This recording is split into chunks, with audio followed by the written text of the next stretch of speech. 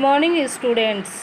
पिछले लेक्चर में मैं आप लोगों को केस ऑफ नेपाल के बारे में बतलाई थी।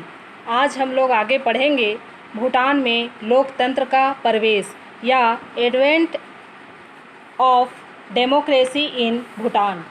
तो चलो देखते हैं भूटान में लोकतंत्र का प्रवेश किस तरह से हुआ था।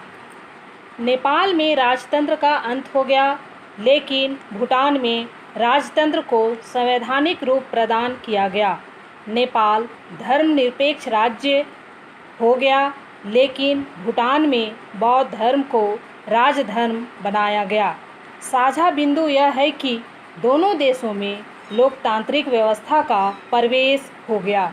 भूटान में नया संविधान लागू हुआ। मार्च 2008 में वहाँ राष्ट्रीय सभा के चुनाव हो गए।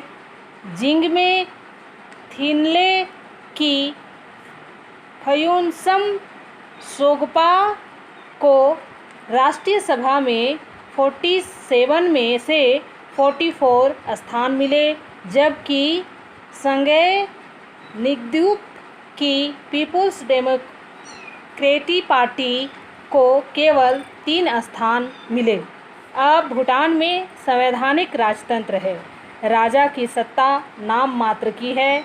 वह 65 वर्ष की आयु तक पद पर रह सकता है। संसद 2 सदनात्मक है। राष्ट्रीय परिषद बड़ा सदन है जिसमें 25 स्थान है। 20 का निर्वाचन होना है। 5 का राजा द्वारा मनोनयन है।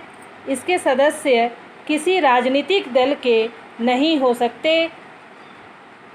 उन्हें स्नातक होना जरूरी है।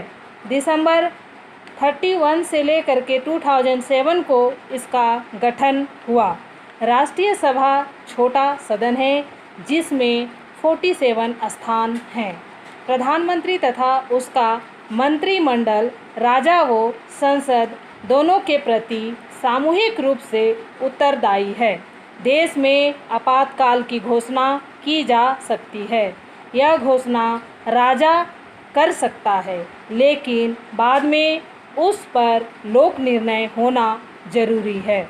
आपातकाल में संविधान में संशोधन नहीं हो सकता। सर्वोच्च न्यायालय, उच्च न्यायालयों, मुख्य चुनाव आयोग, शाही लोक सेवा आयोग, महालेखा जोखा नियंत्रक परीक्षक तथा भ्रष्टाचार विरोधी आयोग की भी व्यवस्था की गई है।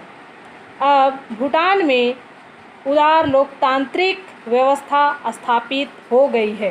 वर्तमान में भूटान के प्रधानमंत्री दासो सेरिंग तोब्गे हैं, जिन्होंने 9 अगस्त 2018 को सत्ता संभाली। भूटान के राजा जिंगमे सिंघे वांगचुक हैं। तो यह था भूटान में लोकतंत्र का प्रवेश किस प्रकार से हुआ।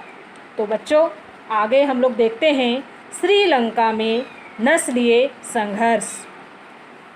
श्रीलंका, जिसे 1978 के संविधान लागू होने से पूर्व सिलोन कहते थे, का मामला पाकिस्तान व नेपाल के मामलों से भिन्न है।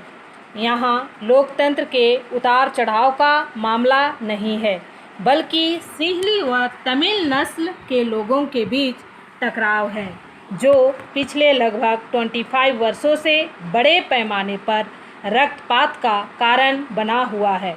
इसका देश की आर्थिक व राजनीतिक स्थिति पर निश्चित प्रभाव पड़ता है। संघर्ष की जड़ें ब्रिटिश शासकों की बांटो व राज करो नीति में निहित है। 1948 में स्वतंत्रता मिलने से पूर्व यहाँ ब्रिटिश शासन था। अंग्रेज़ों ने तमिलों को ऊंचे ऊंचे पद दिए, यद्यपि वे अल्पसंख्यक में थे। सिंहली लोगों की बहुसंख्या है, इसलिए स्वतंत्रता के बाद तमिलों को मिलने वाले लाभ कम होने लगे। तमिल लोगों का आंदोलन शुरू में शांतिपूर्ण था। जब जेवी चेट्टवानायक्कम ने फेडरल पार्टी के झंडे के तले तमिल लोगों के अधिकारों हेतु अभियान चलाया। उसकी मृत्यु के बाद उग्रवादी तत्वों का प्रभाव बढ़ा, जिन्होंने इस पार्टी का नया नाम रखा। अब अमृतलिंगम का नेतृत्व आया। उसके अनुयायी अपने को लिबरेशन टाइगर्स कहने लगे। उन्होंने श्रीलंका के उत्तर पूर्व भाग में अपना स्वतंत्र राज्य बनाने की आवाज़ उठाई। 1956 में प्रधानमंत्री भंडारनायके ने सिंहली राष्ट्रवाद का नारा लगाया तथा सिंहली को राजभाषा बनाया। इसलिए असंतुष्ट तमिल लोगों ने हिंसा का सहारा लिया, अपने अलग राज्य का अभियान शुरू किया। उन्होंने लिट्टे तमिल टाइगर्स ईलम नामक उग्रवादी संगठन बना लिया। 1987 में राष्ट्रपति जयवर्धन ने भारत के साथ एक शांति संधि की, जिसके तहत भारत की शांति सेनाएं वहां पहुंची। उन्होंने शांति स्थापित करने का काम किया, लेकिन जब 1988 में रणसिंह प्रेमादास राष्ट्रपति बना तो उसने भारतीय सेनाओं को वापस भेज दिया। 1994 में चंद्रिका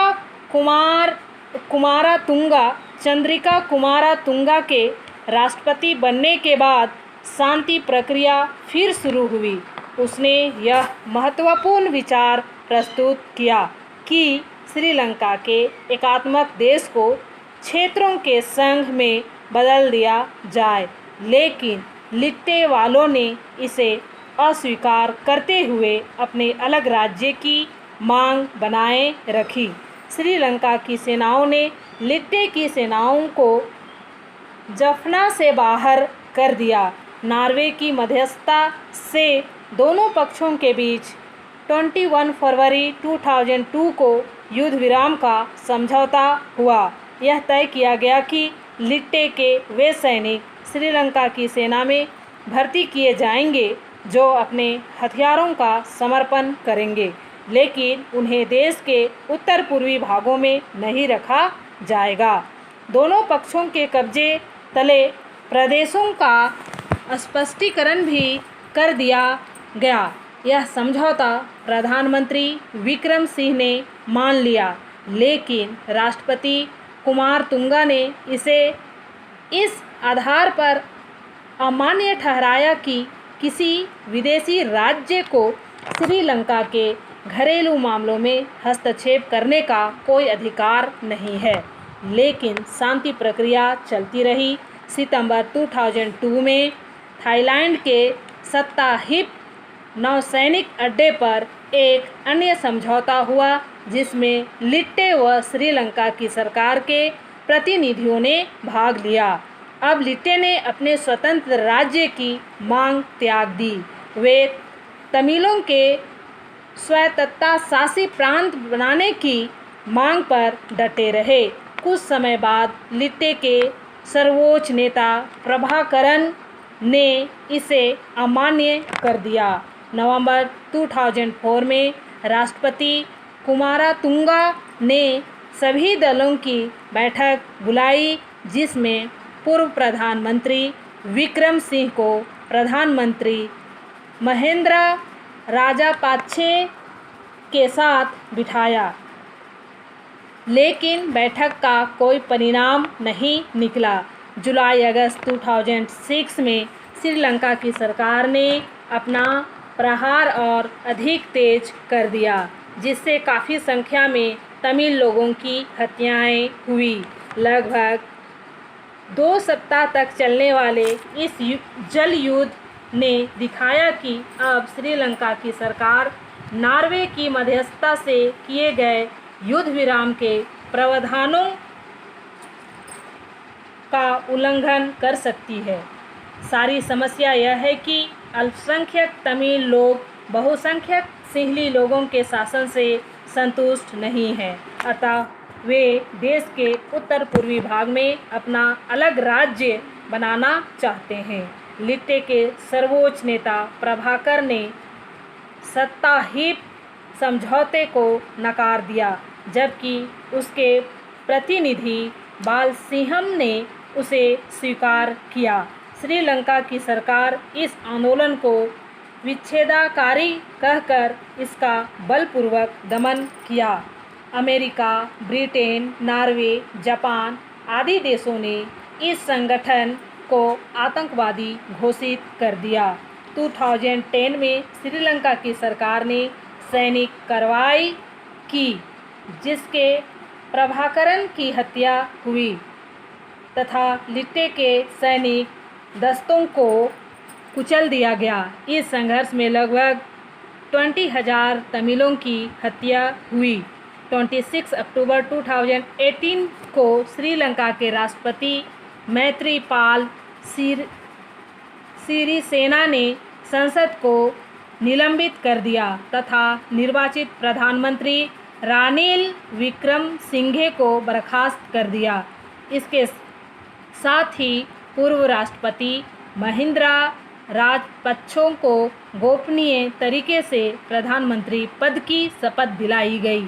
इससे श्रीलंका में राजनीतिक अनिश्चितता की स्थिति उत्पन्न हो गई। राजपक्षे चीन के समर्थक माने जाते हैं, जबकि विक्रमसिंघे भारत के समर्थक हैं। लगभग 2 महीने तक यह राजनीतिक संकट चला। अंततः विक्रमसिंघे पुनः प्रधानमंत्री के पद पर आसीन हुए, जिसका भारत व अन्य शांतिप्रिय देशों ने समर्थन किया। तो यह था श्रीलंका में नस्लीय संघर्ष। बच्चों, आज मैं इतना ही बतलाकर इस क्लास को समाप्त करती हूँ। Thank you.